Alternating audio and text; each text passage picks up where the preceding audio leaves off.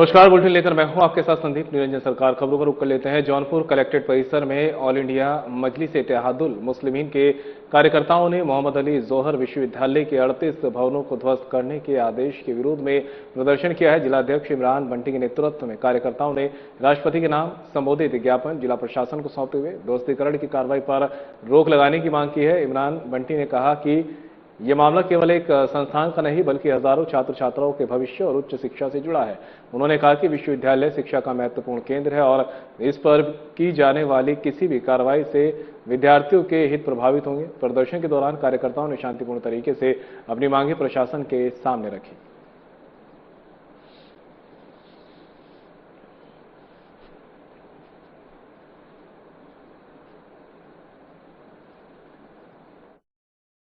हम यहाँ इसलिए आए हैं क्योंकि समाजवादी पार्टी के बुनियादी नेता आजम खान साहब के सपनों की यूनिवर्सिटी जौहर यूनिवर्सिटी की जो 38 भवनों पर वहां के रामपुर विकास प्राधिकरण ने जो गिराने की बात की है और कोई समाजवादी पार्टी का कार्यकर्ता यहाँ पर आकर के विरोध प्रदर्शन नहीं किया, इसलिए मजबूरन हमें यहाँ आना पड़ा।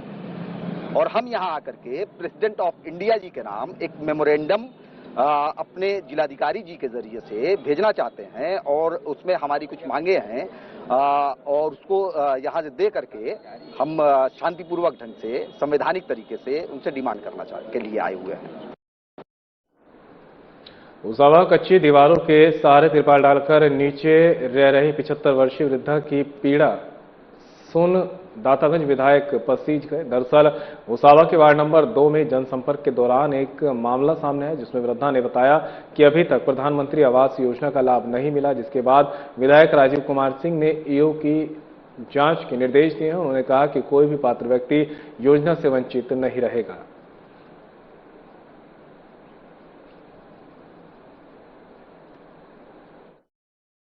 उसावा मेरी विधानसभा का बहुत ही प्रिय स्थान और नगर है। यहाँ के हर जाति के व्यक्ति का मुझे एक परिवार के सदस्य की तरह स्नेह मिलता है और आशीर्वाद भी मिलता है। और उसावा का एक एक व्यक्ति मेरी और मेरी पार्टी के साथ कंधे से कंधा मिलाकर खड़ा है, इसलिए उनके सुख में, दुख में, दर्द में हमेशा मैं या मेरे परिवार का कोई न कोई यहाँ आता रहता। और लगभग 8 दिन में इस उसावा नगर में मेरे परिवार, मेरा बेटा, मेरा भाई या मैं स्वयं आता हूँ, क्योंकि मुझे यहाँ घर जैसा प्यार मिलता है। यहाँ की समस्याओं का समाधान करना मेरी प्राथमिकता है और यहाँ के किसी भी पात्र व्यक्ति को सरकार की योजनाओं का लाभ बिना भेदभाव के, निष्पक्षता के आधार पर पारदर्शी रूप से उस तक पहुंचे, ये हमारी पार्टी का कर्तव्य है और हम लोग उसको हमारी पार्टी के सभी कार्यकर्ता मिलकर निभाने का काम करेंगे। कानपुर देहात में देर रात कानपुर इटावा हाईवे पर मुंगीसापुर के पास में एक हादसा हो गया। दिल्ली से आ रही सीएनजी कार डिवाइडर से टकराने के बाद जोरदार धमाके के साथ आग की चपेट में आ गई। देखते ही देखते कार आग का गोला बन गई और उसमें सवार दोनों लोगों को बाहर निकालने का मौका नहीं मिल सका। आग बुझाने के बाद वाहन से केवल जले हुए अवशेष बरामद हुए। सूचना मिलते ही पुलिस और फायर ब्रिगेड की टीम मौके पर पहुंची और आग पर काबू पाया। पुलिस ने मृतकों की पहचान कानपुर नगर निवासी ओम शुक्ला और गुरप्रीत सिंह के रूप में की है। क्षेत्राधिकारी डेरापुर धर्मेंद्र कुमार सिंह ने बताया कि हादसे के कारणों की जांच की जा रही है।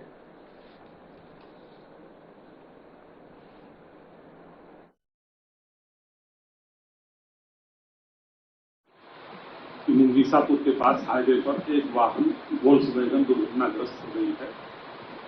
मैं सीओ डेरापुर, एसएचओ और फायर ब्रिगेड की गाड़ियां मौके पर पहुंचते हुए पहुंचा तो देखा कि वाहन जल रहा था, जिसको काफी प्रयास करके बुझाया गया। देखा गया अंदर तो उसमें 2 लोगों के शव पड़े हुए थे, जिनकी शिनाख्त कराई गई। तो एक ओम शुक्ला, तो राजीव शुक्ला निवासी बर्रा कानपुर नगर और दूसरे का नाम गुरप्रीत सिंह ढिल्लो पुत्र अजीत सिंह ढिल्लो मेहरबान सिंह का पूर्वा कानपुर के रहने वाले हैं, जिनके शव को पोस्टमार्टम हेतु भेजा गया और वाहन को मुख्य मार्ग से हटा करके खड़ा करा दिया।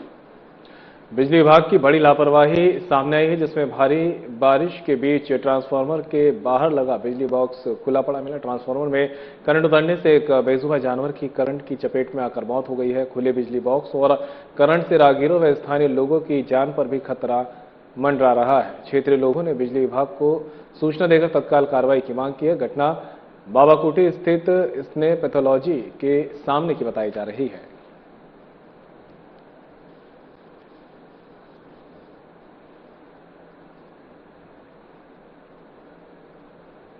यूपी के जौनपुर में पुलिस ने फर्जी आयकर अधिकारी बनकर व्यापारियों को निशाना बनाने वाले एक शातिर गिरोह का पर्दाफाश करते हुए 4 आरोपियों को गिरफ्तार कर जेल भेज दिया है। मामले का खुलासा करते हुए अपर पुलिस अधीक्षक ग्रामीण ने बताया कि पुलिस ने आरोपियों के कब्जे से व्यापारी की लाइसेंसी रिवॉल्वर, घटना में प्रयुक्त बोलेरो वाहन, बड़ी संख्या में फर्जी आयकर विभाग के पहचान पत्र तथा अन्य फर्जी दस्तावेज बरामद किए हैं। ग्रामीण ने मामले का खुलासा करते हुए बताया कि गिरोह के सदस्य स्वयं को आयकर विभाग का अधिकारी बताकर व्यापारियों की दुकानों पर फर्जी छापेमारी करते थे। पुलिस को आशंका है कि गिरोह पहले भी इसी तरह की कई घटनाओं को अंजाम दे चुका है। आरोपियों के आपराधिक इतिहास और उनके संभावित नेटवर्क की गहन जांच की जा रही है। मामले में एक आरोपी अभी फरार है, जिसकी तलाश जारी है।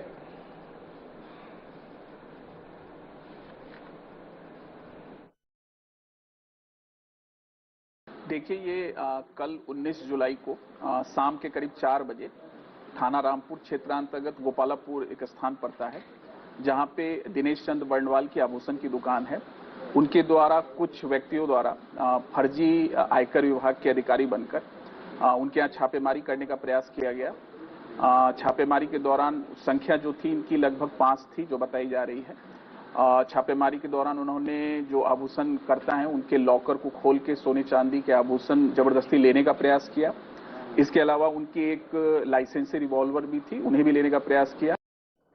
कन्नौज के सिकंदरपुर क्षेत्र स्थित रायपुर प्राथमिक विद्यालय की बदहाल व्यवस्था का वीडियो सोशल मीडिया पर तेजी से वायरल हो रहा है।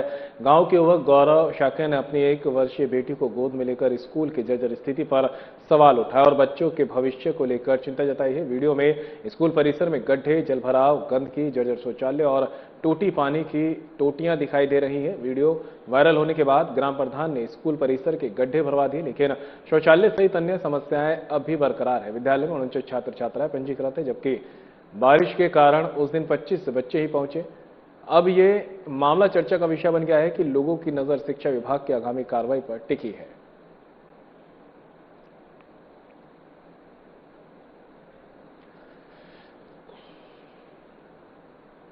कानपुर देहात की सिकंदरा थाना पुलिस और एसओजी टीम ने संयुक्त कार्रवाई में अंतर जनपदीय वाहन चोर गिरोह का पर्दाफाश करते हुए 6 शातिर वाहन चोरों को गिरफ्तार किया है। पुलिस ने आरोपियों के कब्जे से 10 चोरी की मोटरसाइकिलें और चोरी के वाहनों को ठिकाने लगाने में इस्तेमाल होने वाला एक लोडर भी बरामद किया है। पुलिस अधीक्षक श्रद्धा नरेंद्र पांडे ने बताया कि आरोपी औरैया कानपुर देहात सहित कई जिलों से बाइक चोरी करते थे और इंजन व चेसिस नंबर बदलकर उन्हें बेचने की तैयारी करते थे। पुलिस ने आरोपियों के प्लॉट और बेसमेंट से चोरी की गई बाइकें बरामद की है।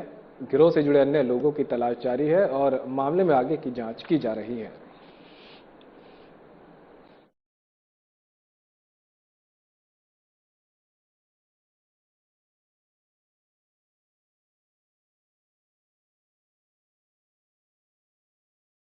देखिए, लगातार सिकंदरा क्षेत्र में विगत 4 या 5 महीने से एक गैंग था जो बाइकों को लगातार विभिन्न गेस्ट हाउसों से और अन्य स्थानों से जो भी अपनी बाइक अनियमित तरीके से पार्क कर दे रहा था इधर उधर, उन बाइकों को उठा करके ले जा रहा था।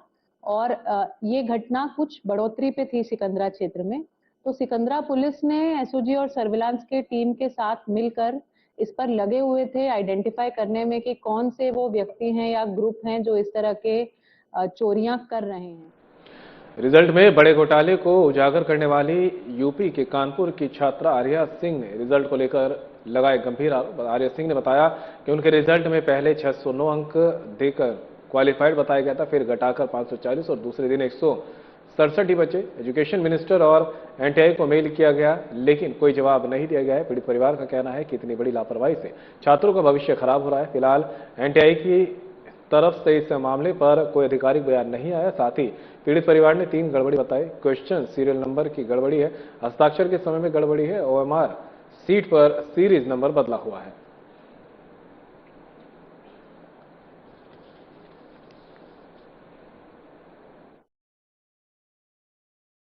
बेटी ने सबसे पहले जो है 21 जून को जो है रीनीट का पेपर दिया पेपर देने के बाद जो है 13 जुलाई को जो है एनटीए के वेबसाइट पे, जो ऑफिशियल वेबसाइट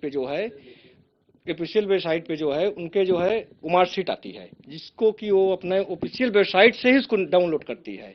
डाउनलोड करने के बाद जो है ऑफिशियल वेबसाइट पे जो है कुछ कमी, जो मार्कशीट आती है उसमें कुछ कमियां रहती हैं, जैसे सीरियल नंबर का है, और जो मार्कशीट का जो है सिग्नेचर टाइमिंग है वो भी गलत था, उसमें 1:30 बजे का था, और इसके जो मार्कशीट के सीरियल नंबर होते हैं ये भी अलग था।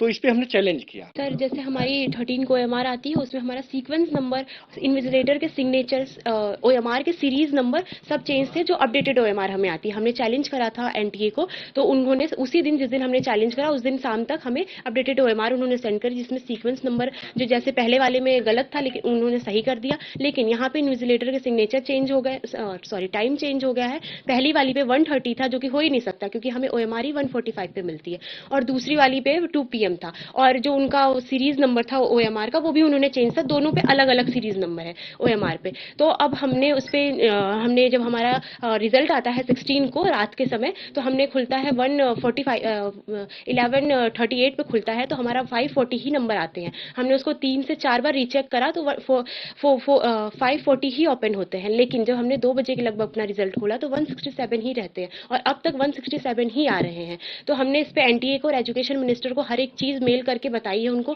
3 से 4 बार मेल करी, लेकिन अभी तक कोई भी रिप्लाई नहीं आता है। बुलंदशहर में max super speciality hospital Noida के डॉक्टरों ने बुलंदशहर की 11 वर्षीय पूर्वी मावी की आंख की रोशनी बचाई। बच्ची की दाहिनी आंख के पीछे आईबॉल के आकार का आर्टिबल ट्यूमर था। पिछले 3 महीने से आंख बाहर निकल रही थी और नजर कमजोर होती जा रही थी।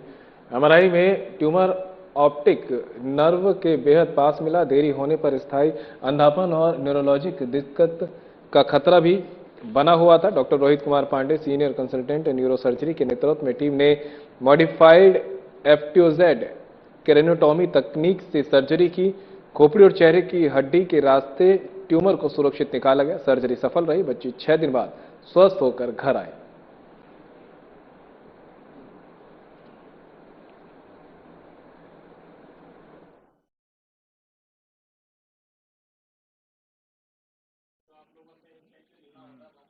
दीपक मावी जी हैं, चाचा लगते हैं। बच्ची का नाम पूर्वी मावी था। 11 साल की बच्ची थी, जिसको आंख में ट्यूमर था। आंख के ट्यूमर की वजह से इसका आंख, सीधी वाली आंख बाहर की तरफ आ रही थी, और उसकी जो मूवमेंट थी आंख की, वो भी रिस्ट्रिक्ट हो रही थी।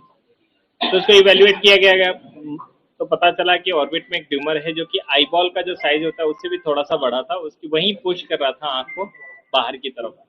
फिर उसको इवेल्युएट किया, और हमने डिसाइड किया कि कुछ ऑर्बिट के ट्यूमर ऐसे होते हैं जिनको ब्रेन के रास्ते, मतलब कैलवेरियम के रास्ते के थ्रू जाके निकाला जाता है।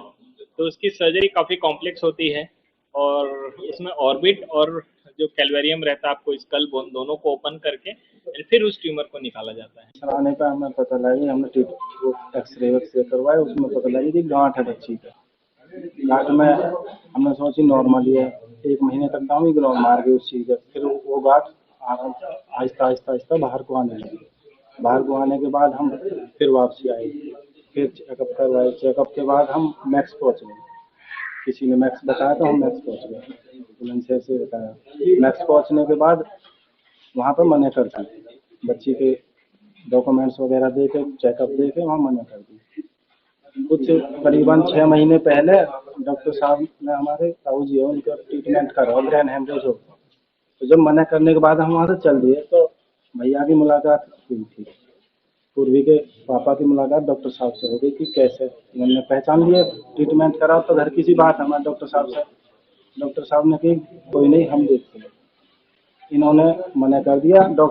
जो कि मैक्स वालों ने हमसे वहाँ बोला एम्स में ले जाओ। हम एम्स में नहीं ले गए, डॉक्टर साहब की हमने बात मानी। बुलंदशहर थाना बीबीनगर पुलिस ने अंतरजनपदीय गिरोह के 8 शातिर चोरों को गिरफ्तार किया। चोरों के कब्जे से पुलिस ने मंदिर से चोरी किए गए पीतल के घंटे, शेर, मोर, एक DVR, तांबे के तार, 10,850 नग थी, एक स्कूटी, एक कार, एक तमंचा, जिंदा कारतूस, एक चाकू बरामद किया है। गिरफ्तार किए गए शातिर चोरों का आपराधिक इतिहास लंबा है। रेकी के बाद मौका देख अपने साथियों के साथ मंदिर, ट्यूब, बंद मकान आदि में चोरी की घटना को आरोपी अंजाम देते थे। थाना बीबीनगर पुलिस ने सभी आट शातिर चोरों को गिरफ्तार कर लिया है। फिलहाल पुलिस आगामी कार्रवाई में जुटी हुई है।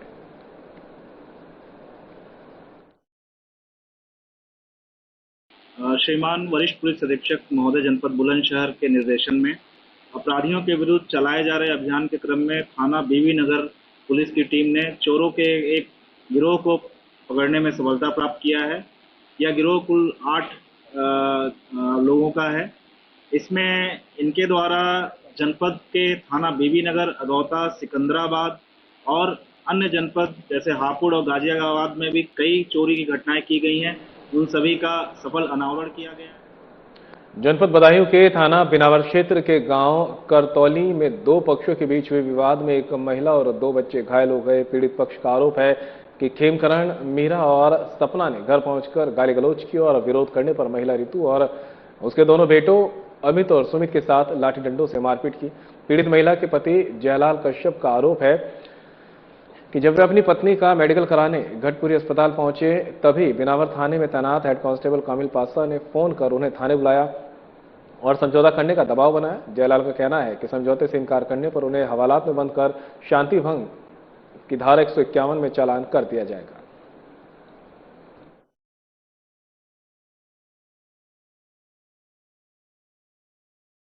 वाली को पीटा है और मैं बचाने गया, मुझे डंडों से मारा। अच्छा, किन लोगों ने? बराबर में ही है हमारे टहरे भाई। टहरे भाई, नाम क्या है? खेमकरण जी, खेमकरण।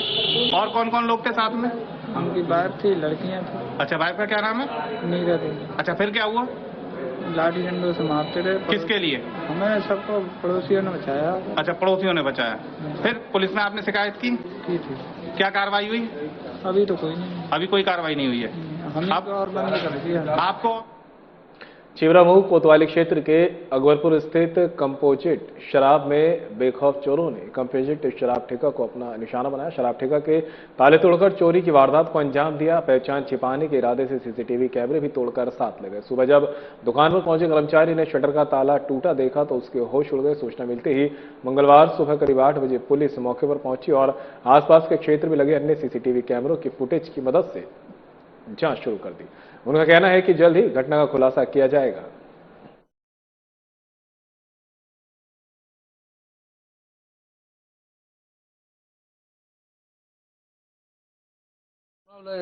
रात में चोरों ने शटर ताला तोड़ा। कहाँ पे है दुकान? किसकी दुकान है?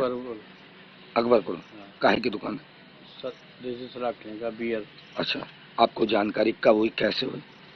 सुबह मेरे पास फोन गया था, तब वो खबर मिली, तब हम लोग आए यहाँ पे। क्या देखा आपने मौके पर? देखा मौके पर शटर उठा था, नीचे माल निकला हुआ था, लेकिन अंदर घुस नहीं पा रहे थे। अच्छा, अभी उसकी स्टॉक मिलान करने के बाद में तब बताएंगे कितना माल कम हुआ। संगम नगरी प्रयागराज में 2 दिनों से उमस भरी गर्मी के बाद आज सुबह ही मौसम ने करवट ले ली है। आसमान में घने काले बादलों ने डेरा डाल रखा है, जिससे दिन के समय भी शाम जैसा अंधेरा देखने को मिल रहा है।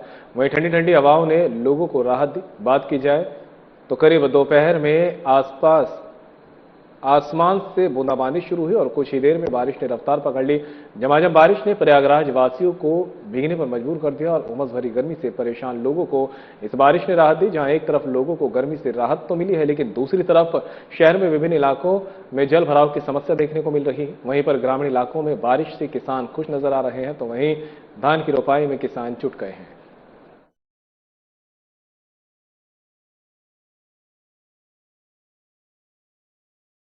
हो गई, उमस ठीक राहत मिली है, तो खेती बाड़ी तो शुरू हो गई। खेती बाड़ी शुरू हो गई है। थोड़ा बिजली कमी थी, अब लाइन कम आ रही थी, अब बरसात हो गई, खेती हो रही। तो लाइट तो आ गई। बरसात जो है, जिस तरह देखा जाए, लाइट तो इतनी उमस थी, उमस थी, इसमें लाइट कम आ रही थी। हाँ जी, अब आ रही है। लेकिन जो खेती बाड़ी जो आपके जिस तरह धान की रोपाई हो रही है, तो किस तरह देख रहे हैं? आज तो बरसात में आप लोग यहाँ रोपाई चल रही है। आप बरसात में रोपाई चल रही है, बरसात हो रहा है, हो गया है, इससे पानी सहरा रहा है। बुलंदशहर में गलत दिशा में जा रहे डंपर की टक्कर होने की वजह से हाईवे पर ऑटो रिक्शा पलट गया, जिससे ऑटो चालक की मौत हो गई, साथ ही 10 यात्री भी घायल हो गए। पुलिस ने बिना देरी के घायलों को खुर्जा जटिया अस्पताल और धरपा पीएचसी में भर्ती कराया। घायलों में 2 मासूम और 7 महिलाएं शामिल थी, जिसमें से 6 को गंभीर हालत में रेफर किया। मृतक की पहचान बुलंदशहर के बहिलमपुरा निवासी 50 वर्षीय हरि सिंह के रूप में हुई है। शव पोस्टमार्टम को भेज डंपर और चालक को हिरासत में लेकर कार्रवाई शुरू कर दी गई है।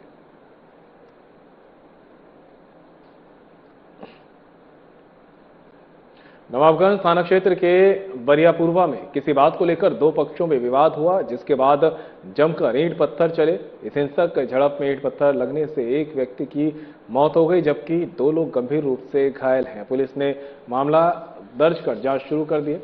आरोपियों की पहचान और गिरफ्तारी के लिए 3 विशेष टीमों का गठन किया गया है। वहीं पुलिस का कहना है कि दोषियों को चिन्हित कर जल्द से जल्द गिरफ्तार किया जाए और सख्त विधिक कार्रवाई होगी।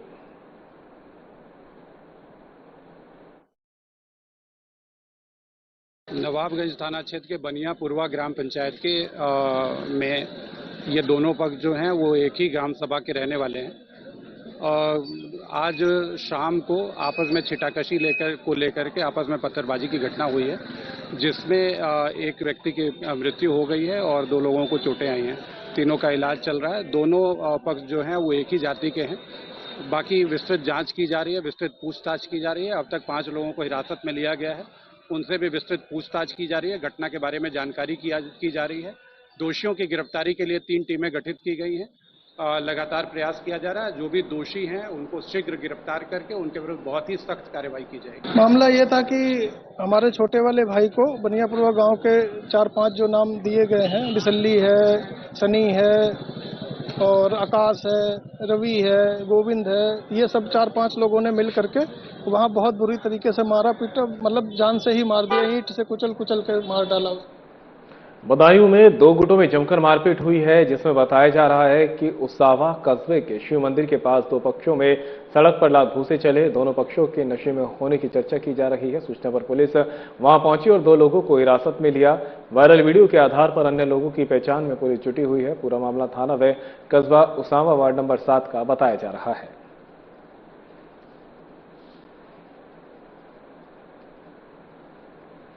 मुरादाबाद में 50,000 के इनामी को एसटीएफ टीम ने दबोच लिया है। दरअसल आगरा एसटीएफ और पकबड़ा पुलिस ने इनामी अभियुक्त को गिरफ्तार कर लिया है। वहीं पुलिस अधिकारियों ने दीपक राय की गिरफ्तारी पर 50,000 रुपए के इनाम की घोषणा की थी। बीती 2020 में आरोपी दीपक राय ने पकबड़ा थाना इलाके के लोधीपुर राजपूत के Charan Singh filling station 6000 litre diesel खरीदा था और बिना भुगतान के ही दीपक फरार हो गया था। बदायूं के जरीफनगर थाना क्षेत्र के गांव दूधमा में लगातार हो रही बारिश के बीच एक जर्जर मकान भरभराकर गिर गया। मकान गिरने की पूरी घटना का लाइव वीडियो सामने आया है, जो सोशल मीडिया पर तेजी से वायरल हो रहा है। लगातार रुक कर हो रही बारिश के कारण पुराने और कच्चे मकानों पर खतरा बढ़ गया है। स्थानीय लोगों का कहना है कि कई जर्जर मकान अब भी हादसे का इंतजार कर रहे हैं। प्रशासन से ऐसे मकानों का सर्वे कर आवश्यक कार्रवाई की मांग की जा रही है, ताकि किसी बड़े हादसे से पहले लोगों की सुरक्षा सुनिश्चित की जा सके।